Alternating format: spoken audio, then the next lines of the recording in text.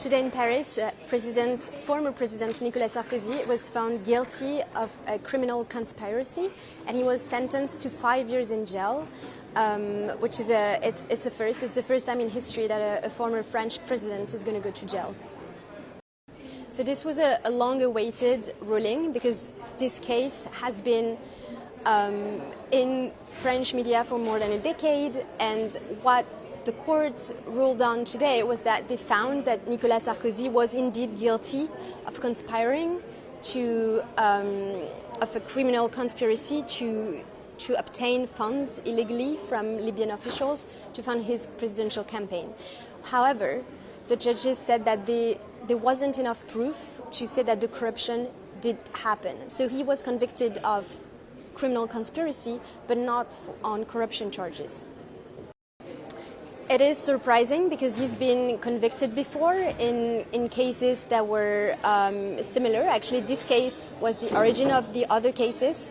And, you know, he's always appealed when he was found convicted, he's always appealed his sentences. And so this is the first time that even though he said he's going to appeal, the judge also applied what is called in French an exécution provisoire, which means that the sentence will be carried even though an appeal is underway.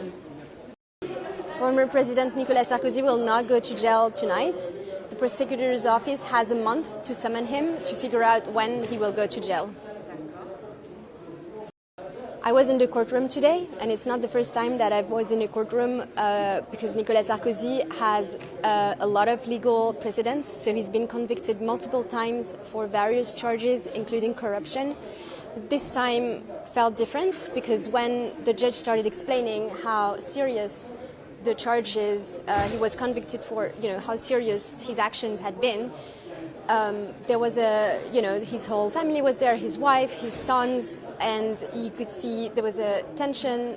Also, journalists were surprised when the ruling came and when we all understood that he was going to go to jail because he's been implicated in legal cases for more than a decade now. And now, after all this time, he's finally going to jail. So it was quite a shock for a lot of people. After the hearing, Nicolas Sarkozy gave a statement to reporters in which he said that he was innocent and he accused the justice system of being unfair. This is consistent with the way that he's been presenting himself for more than a decade. He's always said that this was judges harassing him, focusing on his case. So he's just